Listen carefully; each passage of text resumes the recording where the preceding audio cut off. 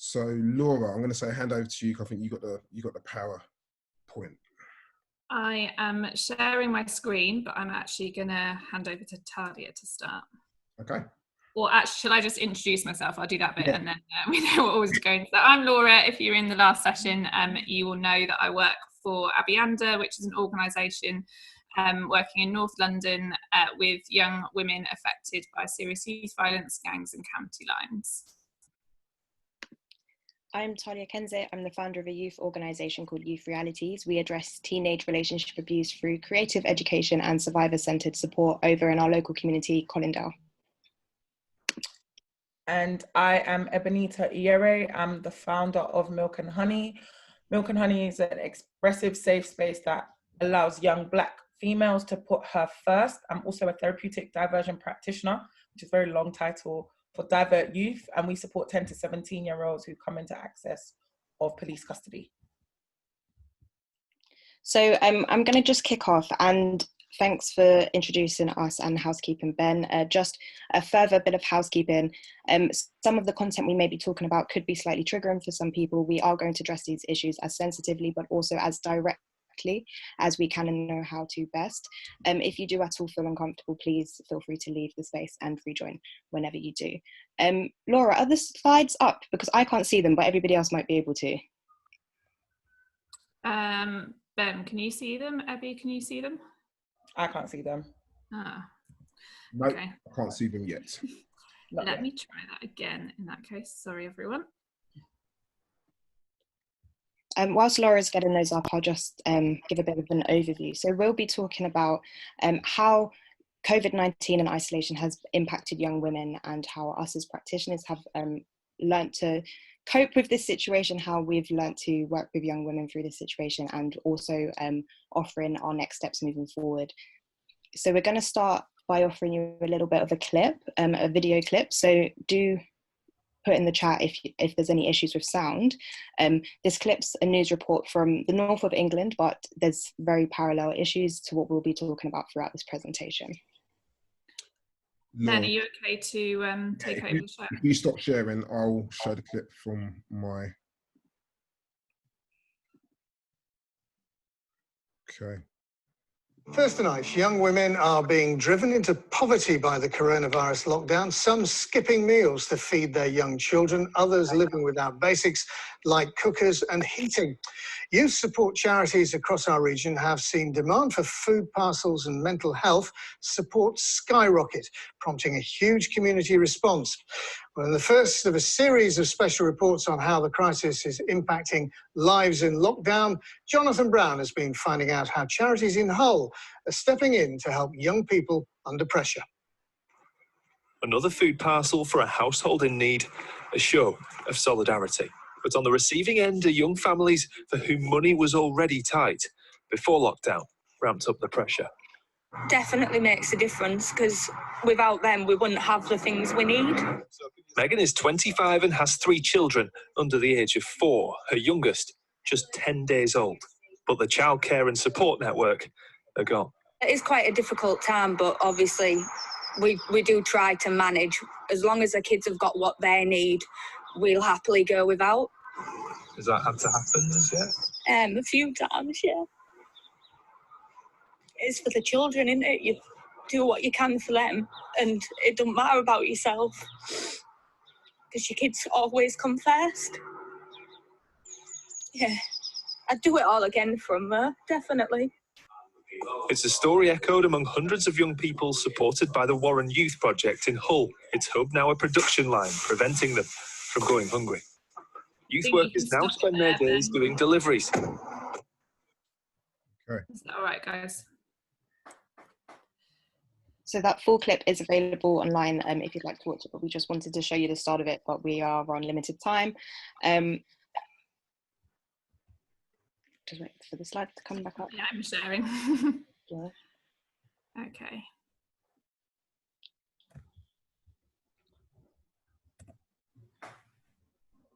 Perfect. So Lockdown has been an extremely challenging time for all of us in a diverse range of ways. And we're obviously, as mentioned here, to highlight some of those key challenges and also the positives, because there has been some positives come out of the last 3 months, which we will highlight a bit later on in the slide. As practitioners that work with young women, we are obviously working with a group of young women who are subject to a range of different traumas prior to lockdown, and the last 3 months has just exacerbated those significantly. The main challenges we've seen are those at further risk of exploitation, abuse within the home, an increase in domestic abuse. As I'm sure many of us have seen the news reports, there's been a significant rise in just the reports, so that doesn't include all incidents that go unreported.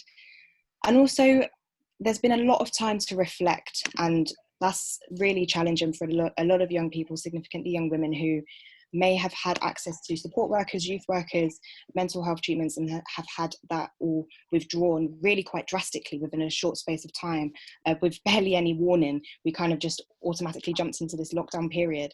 And it's given people a lot of time to reflect, which in some senses is positive, but in many senses it's quite negative if it's given people the chance to really process and acknowledge some trauma they've experienced and not having access to the right support to help them through that journey. We do anticipate there's going to be an increase in disclosures after lockdown.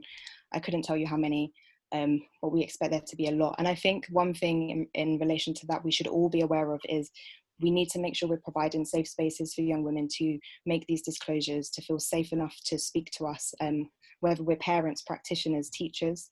There are going to be a lot of issues that young people have faced throughout this period that they may not speak about for months. So we just need to make sure we're constantly providing that space.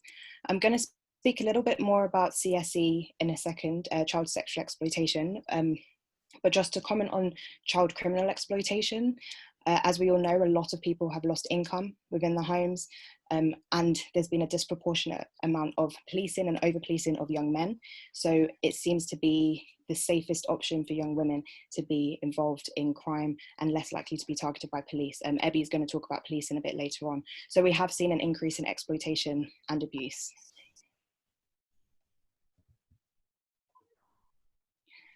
So as I've mentioned, child sexual exploitation, online spaces generally are brilliant.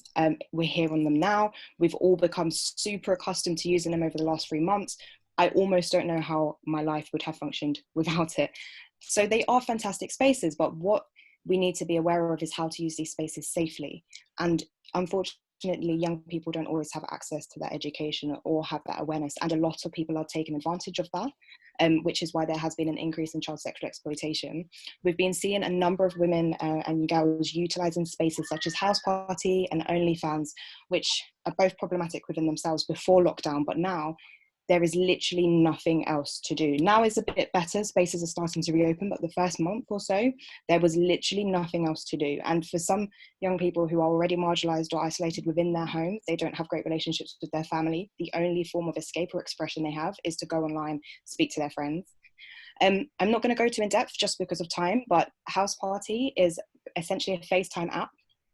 But it's problematic because you can go on a call with your friend, and if that room is unlocked, any other person on that friends list can join. So there has been a number of strangers entering chats with young women and girls, people who are making fake accounts, posing as children when they're adults. So it's really problematic. OnlyFans, essentially it's an Instagram that people subscribe to and pay you a monthly fee to see your content. Now, the more sexualized the content, the more the fee.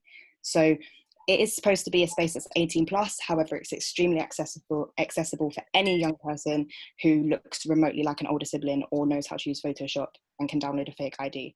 So it's a very problematic space. And again, linking back to the lack of income and loss of income, we were seeing a lot of young women utilizing this space to try and generate some income, especially as it's significantly glamorized online. And you'll see reports about people making millions of pounds a year, which maybe they do, but for somebody who's just lost their 0-hour contract, £10,000 a month seems very inviting.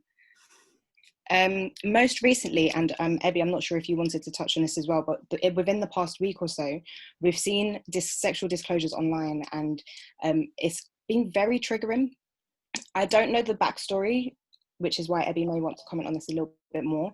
But I believe there's a list of names of potential and alleged perpetrators of sexual assault, violence and harassment going around on Twitter, and a lot of young women are coming forward and disclosing their personal experiences of sexual violence. That it's obviously fantastic that young women are feeling safe enough to speak out. It's their stories, it's their truth, but it has had a bit of a ripple effect. There's a lot of victim blaming going on. There's a lot of disbelief, and there is quite a bit of triggering as well for other young women who share the same experiences. So online spaces, like we've said, are fantastic, but they need to be used safely. And the last thing I'm going to say on this is, in line with disclosures of sexual abuse, in line with OnlyFans, there is a massive amount of sexualization of young women and girls online, especially by big rappers such as Tory Lanez, who have millions of followers, and they're doing these crazy live streams, and young people of any age, because it's not regulated at all, can request to join these calls, and essentially they're offering prizes in the tens and thousands of pounds to whichever woman or girl can twerk the best. And I joined in one out of curiosity to see what it was all about, and I was just met with loads of bums in my face, so I had to leave very quickly. But it's honestly the most degrading space a young woman or girl could be exposed to or be involved in. And again, linking back to OnlyFans, if you've just lost all of your income and Tory Lanez is offering you number one publicity on his platform and number two, £10,000 to twerk, chances are a lot of young women would engage in that. It's very unsafe. Your name is then publicized to millions of people engaged in the live stream, and there's a ripple effect of problems from that. So online spaces, brilliant if used safely. Over lockdown, have not been used safely at all. So I'm going to talk a bit about policing. Obviously, during the lockdown, there was policing measures put in place that we know disproportionately affected young Black men, but it also affects young Black women. And I think when we talk about policing, I also have to bring in the term adultification, which is really mainly applied to young Black females who basically are seen as adults and not really responded to in the best of ways because of how they may look or how they may present. Now, in terms of young women and policing, some young women have not been safe and are not safe at home. So they've literally been criminalized for leaving their homes to access what was exercise or just safety in terms of being able to be outside and feel comfortable. I think it's also important to remember and hold in mind the criminalization that is happening of young people in terms of their free will to speak and protest. That has also been an impact during COVID. I know from working with young Black females and young females that there was a lot of them that were stopped and searched by men who did not want to present with a female officer when asked, but also because of the lack of female officers, the inappropriate of touching that has affected our young women in terms of policing is also something that we should take into consideration. There was a webinar last week on Just for Kids Law, and they have like a whole resource on policing. I would say that during this time, the tensions with police and the community have been high. I'm sure everybody has seen what has happened in Brixton. The reason why I'm going to bring that up is because yesterday, yet again, it was the young Black women of the community who held the community together and who was able to mobilize, as I like to call, mobilize the effects and the damage that was caused by both community members as well as the police. Which leads on to mental health and trauma. So for young women, when we talk about mental health and trauma, we've just listed a few of the things that have impacted them during COVID. So loneliness, isolation, and anxiety. This is due to like the impact of lockdown, not being able to see friends. A lot of our young women were striving hard for their exams.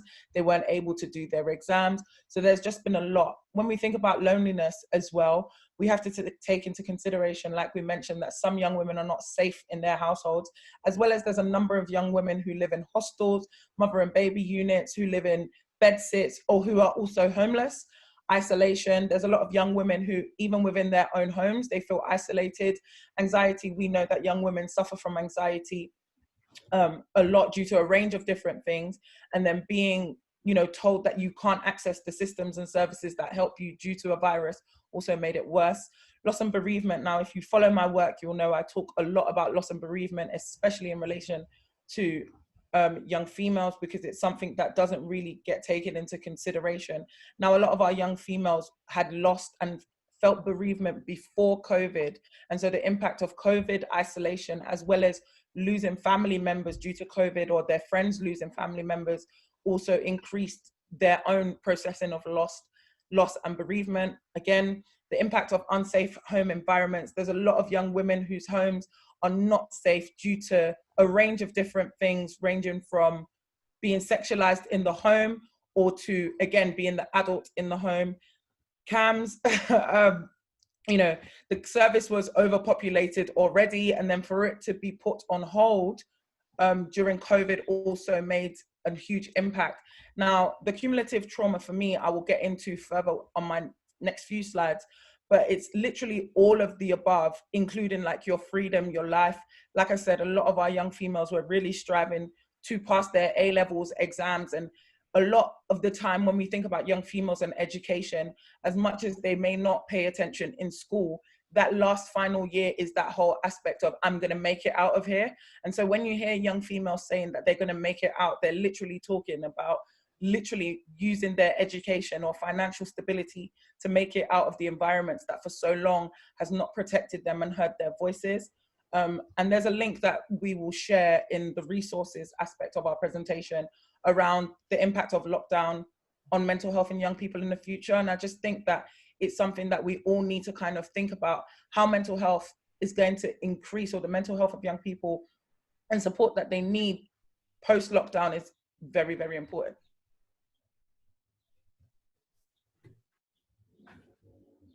And yes, so I thought this would be a very important slide to have based on the work that I do with Milk and Honey, but also the fact that young Black females, young Black women are disproportionately unheard and unseen across all systems.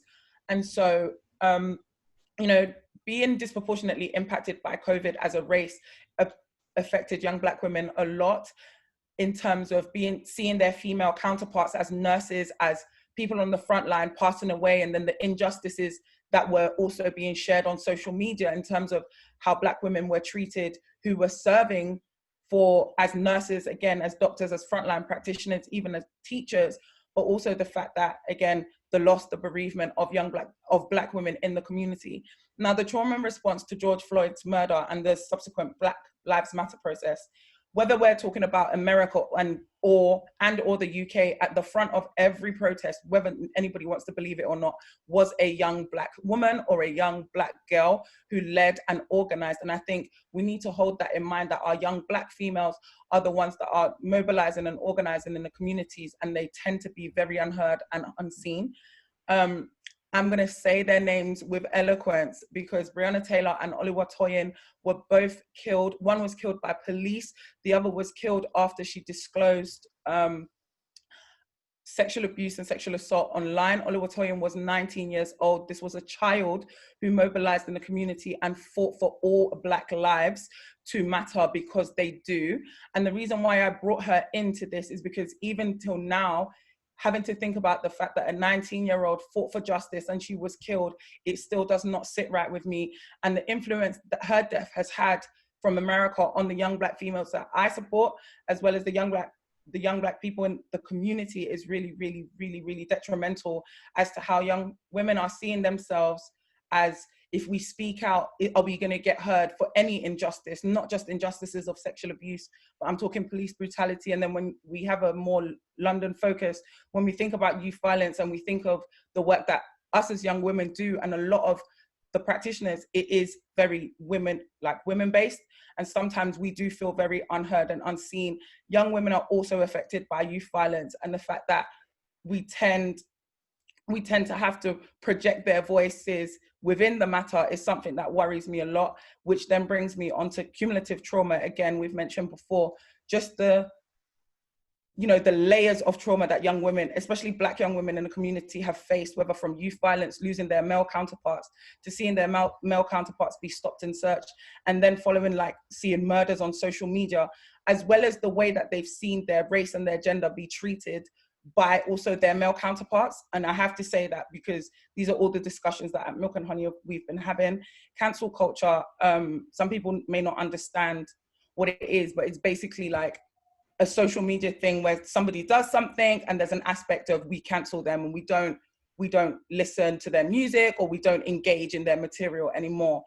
Adultification, we put that there in terms of taking on roles of siblings and other family members. A lot of the young women that I support play mother, play older sister, play auntie to not just people in their households, but in the wider community. And they lack the safe spaces and processing that enables them to feel safe and heal as well.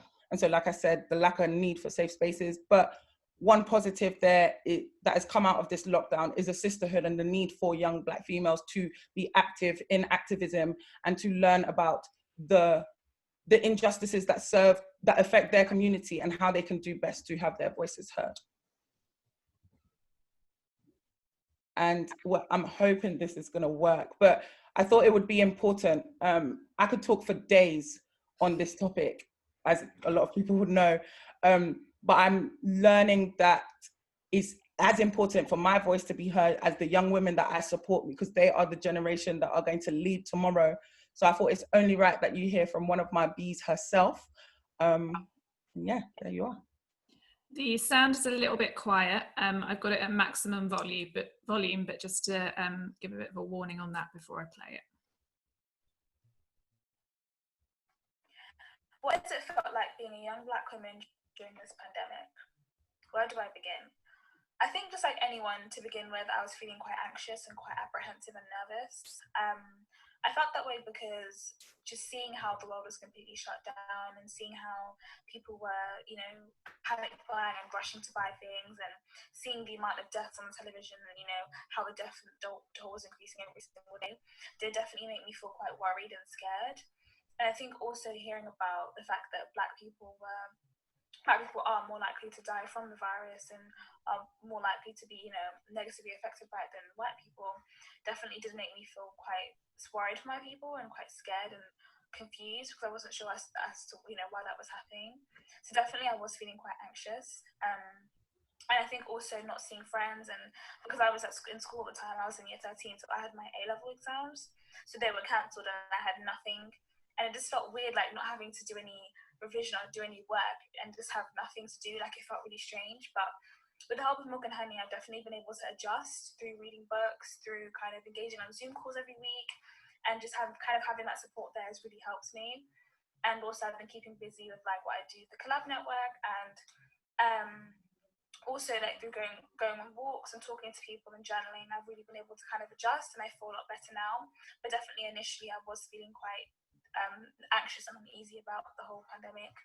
And I think kind of what's kind of been happening in recent weeks of, you know, the unfortunate kind of the death of George Floyd and Breonna Taylor, and, you know, the victims of police brutality, which we have all known has been happening. But I think seeing that caught on camera and seeing it happen so frequently definitely did kind of, again, make me feel quite anxious and scared, and knowing that that's also happening in the UK as well made me feel quite worried and sad. And it kind of reminded me that being a Black person is still a struggle after all these years, even after all, you know, these movements and all of these, you know, reforms that we've had. We are still struggling and we're still dying, and it's just sad seeing it happen. And I think seeing on social media and seeing videos, especially on Twitter, of people being abused and being beaten and killed by police officers, it's quite a lot. So I had to take some time on social media to kind of, you know, get myself back together. But definitely it was quite hard. And also especially hearing about the sad story of Oliver Toyin, who was unfortunately abused and murdered. Hearing about her story, I think, hurt me quite badly, because she advocated so much for the protection of Black women and Black men and all Black people, even Black trans people. She was so inclusive and so supportive, and she wanted so much for Black people, and she wanted us to be protected, but her herself wasn't protected, and that was quite sad to see. And there's just been quite a lot, and I think because we are all indoors and we are all on our phone, I think the whole situation has been intensified, and we're focusing a lot on it, which is good, because in that way we can bring about change, and we can hopefully the victims can get the justice that they need, but it can also be quite overwhelming as a Black person, as a Black woman in particular. And I think in terms of being a Black woman, with the whole cancel culture situation, where the resurfacing of old tweets, came back and people were being cancelled, and even that in itself was quite overwhelming and hard to see. Because I think sometimes we forget that, I guess, people are human and they make mistakes, and although that doesn't justify their tweets, I think just seeing that was quite a lot, and it kind of reminded me of, or maybe think about how I approach cancelling people, and whether cancelling people is productive, and perhaps my own attitudes to my Blackness, and how maybe I may have perpetrated certain things and may have encouraged certain ways of thinking. So it made me think a lot. But definitely, I think it's been quite tough, I think for everyone, but I think especially being a Black woman, seeing what's going on, seeing how we are kind of, victimized and still just forgotten about. But I really do hope that from this, we can all kind of learn to do better for Black people and Black women in particular, and we can learn to support one another. And I think Milk and Honey has really helped, and I think a lot more Black girls should know about Milk and Honey, because the support is always there, and I know there are people there who care, people that I can talk to, because we have discussed this before.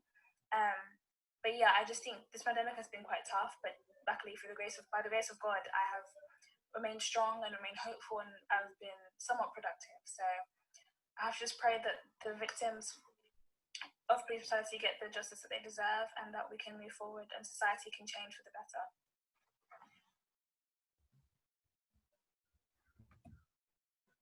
So I think we'll all agree that that's a really powerful video, and as Ebby said, it's really important that we're hearing from young people directly, and that we're really listening to their voices at this time, and hearing, particularly for young women, giving them the spaces that they need to reflect that maybe they don't always get. We're not going to spend too much time on this slide around parenting and home, but because I think there's another session next week that Power of the Fight are going to be doing specifically on that. So we'd encourage you to attend that. But we just wanted to mention it briefly, particularly in relation to the online safety things we were talking about earlier, and the real challenge that parents have around trying to keep young people safe online, but then also balancing that with wanting to support their children, their daughters, to connect with friends and to take care of their mental health as well. And I think that is a really fine balance.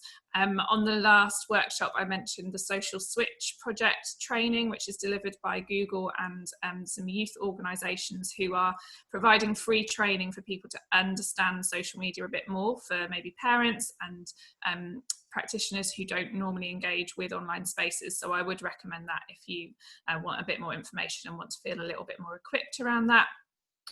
Although the focus for us as practitioners, we all work with young women. I know that Ebby works with young men as well, but we wanted to focus on young women's experiences today because they are often left out of the conversation, and that young men tend to be kind of what we assume to be talking about when we talk about young people, and we don't always give young women the space that they need.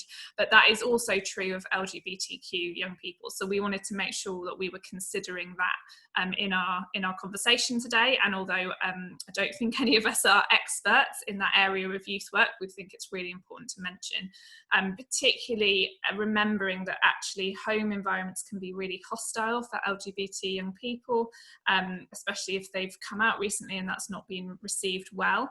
And what has been reported through the news and media is that there's been an increase in homelessness for this group of people in lockdown, and so an increase in having to stay in unsafe spaces in a time when everyone is very thankful for when they do have safe homes, but that is certainly not true for everyone, and we wanted to highlight this group of young people in particular. And following on from that, I wanted to just talk about briefly how the impact of loss of friends. Us as adults, our friends are our support system. So we could only imagine how this has impacted children and young people, especially young women who their friendship groups, like I said, I found this out through Milk and Honey, that friendship groups, sisterhood, a community for young women really does help with the processing of mental health. The challenges in the home, again, it goes back to what we were saying earlier, the overcrowding, lack of access to technology, food, job instability, And the increased need to access crime, again, for young women has been high. Like at Divert Youth, we've been supporting young people as well as their parents who have fed back that, you know, it's been difficult to tell their young children or young people not to go outside. And when they do go outside, they engage with crime. It has been hard. There's been a high rise of shoplifting for young women who are mothers specifically. And so what my colleague at Divert Youth did, who works with women as well, she decided that she was going to go out and drop all her female clients that are mothers. She was going to drop them like packs just so that they would have supplies for their children. Again, this adultification that I keep talking about, I do encourage you to look at the term adultification, but do not use it as a buzzword, because you have to really understand the nitty-gritty for you to really understand what we're talking about. But it's, again, the processing of roles and encouraging of roles for young women is different from their male counterparts, because they are programmed and told that, you know, you will be mothers in the future. And so they take on this role and forget their childhood self. So, yeah. So the last kind of set of challenges that we wanted to highlight in this session is around health and services. And I think in our work with young women, we recognise the importance of health in being a space that young women can access and do access, and sometimes can be the first point of contact and the first point of support for young women. We've been discussing the kind of COVID-19 messaging. There was a lot of it at the beginning, but it's definitely reduced as we've gone through lockdown, and as the rules, I suppose, have changed on a more regular basis. We haven't seen the same messaging, the same kind of graphics being used for young people as we've gone through. A lot of the messaging is not age appropriate. It's not explaining to young people in a way that's accessible for them and in a way that they can understand. And it's not always very clear with much clarity. And so going back to what Abby was saying before about policing, this then has a knock-on effect, actually, because if young people don't fully understand the rules, if the messaging isn't accessible to them, then it's going to put them at increased risk of coming into contact with the police in a negative way. Sexual health clinics, as I said, this is one of the key places where young women engage, get support, and can often be referred on to other services as well. And they're not as readily accessible to young women or young people in general in lockdown. They're still there, they are still operating and existing, but whereas before a young woman or a young person would know kind of the time of the drop-in and they would just be able to turn up, now they have to make phone calls. That means they have to have access to a phone or credit on their phone or some kind of access to way of contacting and calling those places. They have to arrange appointments, and it's set up much more in a way that traditional services are, where you have to go at a specific time. You as the young person have to do the hard work to make that happen, and actually those are significant barriers to young women engaging in services, and some of the reasons why sexual health clinics were so fantastic at engaging with young women before lockdown. So that's been a real loss, I think, for young women. I think youth workers who are working in A&Es, I've heard this from Red Thread, and they're seeing delayed presentations resulting in more serious health concerns. And I imagine this is similar across a lot of the population, actually, that people don't want to turn up to A&E because they're worried about getting COVID. But actually for young people, that means there's still serious youth violence going on, there's still significant injuries happening, and when they delay presenting at A&E, they're putting themselves at more risk. Something that I've been really aware of in my work, particularly with young women, is the closing of social care cases where there are no longer concerns. And at other times when we're out of lockdown, that might have been quite a simple case closure. But actually sometimes in this situation, the impact of lockdown is not necessarily being considered. And I think one of the challenges I found is particularly in cases of complex neglect and serious neglect, which are really difficult to kind of evidence that they meet threshold in the first place. These have been closed and then they've been very quickly reopened again because there's been an escalation during the context of lockdown.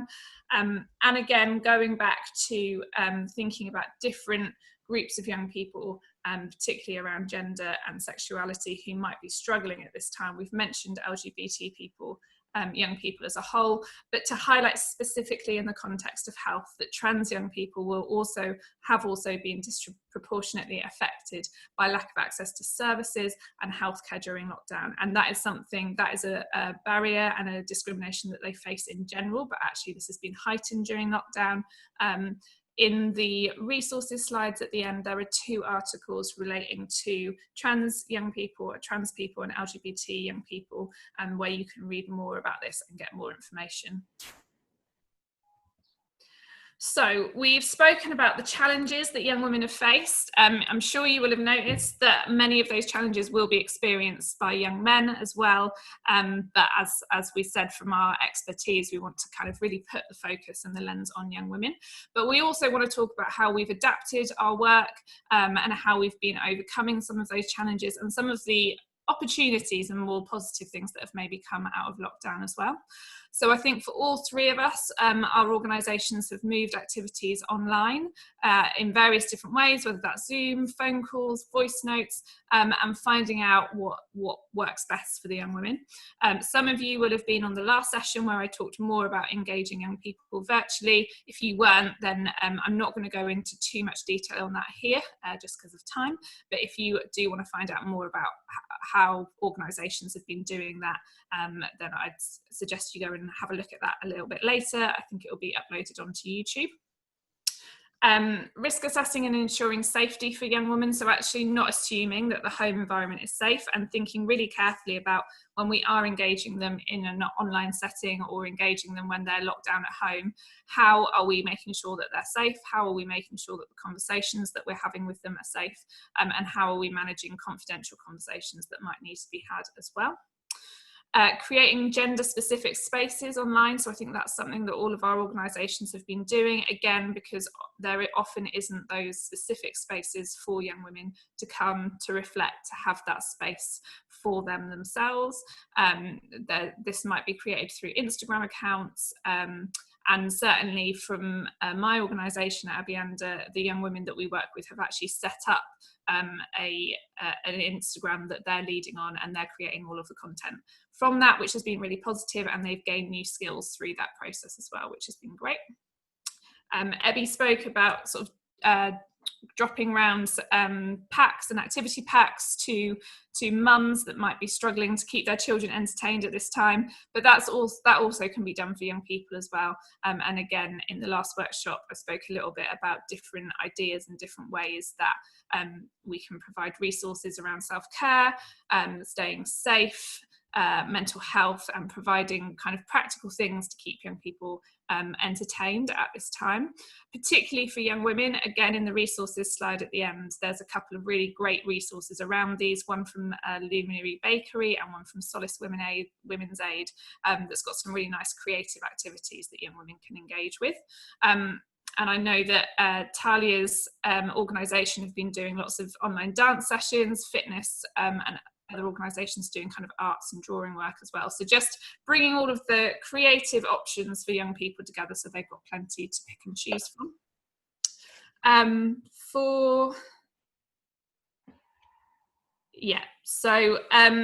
we've talked a lot about social media already. So let's move on to the next slide. Space for reflection, I think we've spoken about a little bit as well, and space for reflection just on this time and the difficulties of it as well. I think creating those spaces is really important in our work with young women. Partnership working is really, really important, and the next session that's going to be delivered this afternoon will go into more detail about that, but really drawing on the knowledge of the partnerships and the networks around young women can be really helpful at this time. And as I was saying before, there's been opportunities to engage young women with different organisations from around the world, in activities that they might not normally access, but actually the fact that everything is now online for some young women means that these things are much more accessible, and they've been able to gain new skills, overcome some of the barriers to engaging with services and with education. One example of services becoming a bit more accessible online is that there's a youth club that's now operating or partnering with a GP service. I think it's working out of Hackney, but they're putting consultations online now. So although healthcare has, there's been reduced access to healthcare in some circumstances for young women, actually this is a way that they can access it a little bit more easily than before. And again, the link to that organisation and that work is in the resources slide at the end. So we just wanted to spend the last few minutes of the presentation thinking a little bit about the new normal and what that is going to look like for our organisations. And we think that this is a really good conversation to be having for all youth practitioners and people working with young people, so that we can really think about what we're going back to and yeah, what the new normal is going to look like for young people and specifically in our context, young women. I'm going to let you guys go first, Talia and Abby. So in terms of our new normal at Milk and Honey, I would say we're still going to have access to virtual spaces, because I think the young women that I support have really benefited from it. I see some of them are in here, so if I'm lying, please do tell me that I'm lying in the chat. I think that our new normal is going to be focusing a lot more on the identity of young Black women and girls in the UK, because again, a lot of it is very American focused and they deserve to have a voice. And I am going to continue championing their voices in spaces and services. Our new normal, hopefully we'll be doing some social distancing projects, because I miss my girls and I know that they miss each other. I think it's, sorry about that. I think it's important for them to be able to see each other, but still upholding the safety. But I think mainly the focus is going to be on how we can heal the detrimental effects that lockdown and, you know, police brutality as well as sexualization of our young women has affected them. And the only way I'm going to be able to create a new normal is through creating it with and for them, because they are the most important aspect of the projects that we run, the young people. And I know that I can vouch for both Laura and Talia in terms of the co-creation that we do with young women, and me included with the young men, that putting their voices first and allowing them to lead the way is basically, you know, the main important thing. Like I always say to my girls, I work for and with you. It's not the other way around. And, you know, the girls that I work with, some are deemed as hard to engage, but I remember a long time ago, I was told that young people are not hard to engage. It's how we engage them that is hard. So that's our new normal, just continuing to focus on raising the voice of young Black women and girls in the UK. I'm going to echo a lot of what Ebby said in terms of restructuring our programs to fit whatever the new normal looks like to young people and being co-created and designed by them. One thing we're trying to focus on a lot is, obviously we are a specialist teenage relationship abuse organisation, so our primary focus is always around domestic violence and then looking at the broader issues and context involved. So we are going to be doing a lot of work around healthy relationships and what that looks like, because everybody has suddenly become accustomed to virtual relationships and they've lost contact with their physical relationships, and helping people re-engage into spaces and socialize and reintegrate and feel safe again, because there's a lot of anxiety we're hearing around actually leaving. Now that it's come to being allowed to leave the home, people don't want to, and it's frightening and it's overwhelming. So just helping them reintegrate back into spaces. Again, echoing what Ebby said, making sure we're doing that safely. We don't want anybody to get ill, and we're still cautious about a second peak. So just making sure that's safe. We have been training some of our older young women aged between 16 and 25 as peer mentors. So once we are able to reopen the space, we'll be getting all our trained mentors into the same room as our mentees and letting them socialise and get some really creative activities going to make sure everybody's welcomed back in. We miss them. We know they miss us. So we just really are looking forward to getting back out there and getting active, getting creative, and helping the young people adapt in the best and safest way possible. Yeah, I would also agree with what Abby and Talia have just said. I think for us, it's really thinking about how we transition back and how we bring what we've learned from lockdown and some of the really great things about online engagement, and how we kind of marry those up with face-to-face, and what aspects we bring with us, how much we still continue to engage online, and how much we do face-to-face, and just thinking about how we do these things together rather than thinking that, you know, virtual online engagement is just for lockdown, but really thinking about how we can take that forward. And yeah, participation is a really key value at Abianda. So for us, it really is about speaking with young women, hearing from them and allowing them to work with us, or giving them opportunities to work with us, really to shape what the new normal looks like, to shape services, and to tell us what they need going forward. I think that is the best thing that we can do for young women at the moment, is to, when we do come out of lockdown, or as we maybe speak to them more face to face as things ease a little bit, is to hear their views, hear their voices, hear their experiences, and then ask them what they need going forward. I think one other key thing that I wanted to mention around going into the new normal is just acknowledging that this has also been a really difficult time for us as practitioners and as people working with young people as well. And I think something that has been positive about lockdown, certainly from Abianda's point of view, is a kind of increased focus on wellbeing for staff as well as for young women. We often focus on young women, which is important, and that is right given the organisation that we are, but also acknowledging that actually if we're not looking after staff, if we're not looking after our colleagues, and if we're not looking after our own wellbeing as practitioners, actually we're not in the best place to support young women either. So thinking about how we can bring some of that wellbeing, holistic support that we've had in place for staff over lockdown back into the new normal as well, so that we're in an even better position to continue working with young people going forward. So these are some of the resources that we've just been speaking about. I don't know, Ebby and Talia, if you want to highlight any of these. I think the slides will be sent around afterwards. No, I think I think we're running out of time. So yeah, I'd recommend looking through all of them if people get the chance. And these are some of the articles that we've referred to and mentioned, and some of our points that we've made through the presentation relate to as well. So we'd recommend you go and have a look at those in a bit more detail, and we can now move on to questions. Great. I mean, thank you so much. You guys have managed to do in about 45 minutes. It's been crazy, and something, and you know, I've got that respect for what you guys do and deliver. So thank you very much.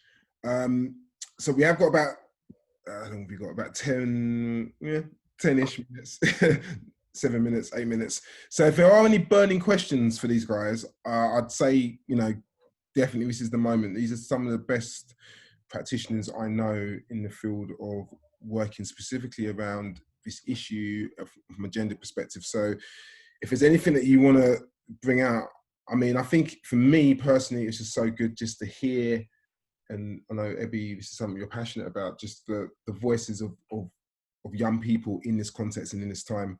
I don't think we hear enough of those voices. So that for me, it's really helpful. So I'm just seeing what's coming through. Again, a very helpful session. Yes, all the slides will be sent out. Don't panic. Be all right. It's definitely going out there. I suppose if I've got a question just in terms of how are you guys looking after yourself? Because I think, I know it was mentioned, but, you know, the mental health side of stuff, the emotional health, it's taking its toll on everybody. And you're in a position where you need to also give out to others. How are you guys looking after yourself in this context, in this particular time? You go first, Talia. Go ahead, please. I was I was thinking out loud. Honestly, I'm gonna have to put my hands up and say my self-care hasn't been the best. As people can see, I'm working from my bed.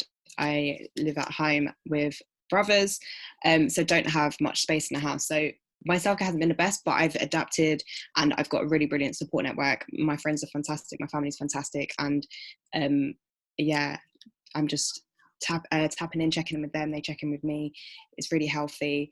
I don't overwork myself, overload myself. I'm sure Laura and Ebby can resonate with that. Having so much time to not do other things, you do dive into work, and I massively did that at the start, and then started pulling myself out of that and working normal hours, taking breaks, eating food, you know, the normal stuff, but you do lose track of the normal stuff in abnormal environments as lockdown. So with me, I can really echo that. At the start of lockdown, I definitely wasn't really looking after myself properly because of the increase of work in terms of like police custody, adapting to working with young people online. But I would say right now I'm in a much better position where I'm taking my breaks, I'm eating my food, and I've got an excellent support network of practitioners that support me, including yourself, Ben. So I'm quite lucky to have a practitioner network that I can tap into. But again, family and friends have been really great. I can see one of my friends in here. So, you know, it's, for me, it's just as important to, like you did, Talia, to recognize the people that support us as well. Because sometimes like this work can get very lonely and very isolated, and a lot of people may not understand what we're going through. I would say when George Floyd was murdered, and Oliver Toyin and Breonna Taylor, all of that did obviously increase my workload with Milk and Honey, and, you know, championing the voice of these young girls. Like, thank you, Ben, for saying that. It's very important to me. In fact, young people's voices are very important to me, but these young Black females in our communities, they are so unheard and so unhealed. And so at the time when all of the Black Lives Matter was going on, it was very overwhelming for me, and I just really wanted to project their voices, but I was also going through my own. So I think part of self-care is also being aware of your own boundaries and your own ability to do things and say no. So that's me. That's great. I think I'll just add, because I think this has been quite an important thing for me in lockdown, and the fact that this has been brought a bit more internally in the organisation. Spaces have been created for staff wellbeing, which didn't really exist before, and I think that's been a really, really key thing, and something that as youth practitioners it's easy to, like I said before, focus on the young people, which is important, but actually having this time and space to say we're going to put an hour aside a week to do like a yoga session or a mindfulness session, or and I know other organisations have been doing like lunchtime learning sessions and things like that, and hearing from partners and staff about things they do outside of work. So I think while everyone's been working really, really hard, there has been a bit of flexibility about creating those spaces, and that's been really significant and is something positive that we can take forward too. Again, yes, really, really helpful. So just a quick, well, there's a question, but I don't know how quick you can answer it. How do you cope with secondary vicarious trauma? Wow. Yeah, anyone want to have a crack at answering that one? I think many of the things we've just mentioned, having a strong and healthy support network outside of work, so you are able to shut off and detach yourself, which is extremely difficult, especially in more heightened climates such as lockdown, where, you know, as a youth worker, you have to be very alert, very aware, and it is very difficult to shut off from your young people. But you just have to do it. And as mentioned earlier, if we burn out, then the young people lose support. So not only are we not doing ourselves any favors, we're not doing the young people any favors by overworking. And it is difficult, especially as lots of people in the industry have lived experience, and it can be quite re-traumatizing, but you ground yourself. And as Laura's just mentioned, having a good team with well-being time scheduled in, and knowing that your organization is looking after you, that's a massive way for me anyway. I think on my end, because both of my projects offer like therapeutic support as well as my training, so I go to reflective practice, clinical supervision, and also my own personal therapy. And since lockdown started, that has been happening weekly. So I have a space to offload. And, you know, with the work that I do again with the young girls, they are very aware of the support systems that I have, and will eloquently tell me that I need to go and talk to X, Y, and Z member of staff, or say that I need to go and offload. And I think it's important for young people to also be able to confidently know that we have these, you know, services and systems in place to have us, to support us as practitioners, so that they're also comfortable to disclose. So for me, I've really, really benefited from the accessing of my own therapeutic spaces, whether through reflective practice, clinical supervision, or personal therapy, where I discuss the work, because our work intertwines with a lot of our personal lives. Like Talia said, like some of us are coming from the communities that we are also working in. And so because of that intersection of that, I really appreciate having those three spaces where, you know, I can discuss in the same breath different kinds of things that the work is bringing up for me. Really helpful. I'm going to have to end the session there. Just to basically say, people have said in the chat, you are all inspiring women, and your young people are fortunate to have you supporting them. I will echo that. So yeah, I want to thank you guys. Thank you so much for sharing your expertise. Somebody is saying, Ebs, please email me. I will. We went to uni together. We did. Okay. I'll make her live and then we can find out a little bit more about your uni days. Let's not do that. I'm only joking, I wouldn't do that. No, but great, thank you so much. There is another session which is coming up. If I can just share the screen. Yeah, we've got a session now coming up, all around partnerships. How do you do partnership work with three brilliant people who understand this issue very well. So I just ask you, if you want to, hopefully you would have got the invite with the link sent to you already. So hopefully I'll see you in about 5 minutes. I'm going to end this session. Thank you so much, everybody. You've been brilliant. And oh, sorry, somebody said about, is there a power to fight? Actually, I said power to change. It's power to fight professionals network. If you sign up on our website, we can give you all that information and we connect up in different ways. So yes, the answer to that is a yes. So anyway, thank you very much. See you in 5 minutes, hopefully. Stay safe. God bless. Take it easy. Bye. Thank you. Thanks, everyone.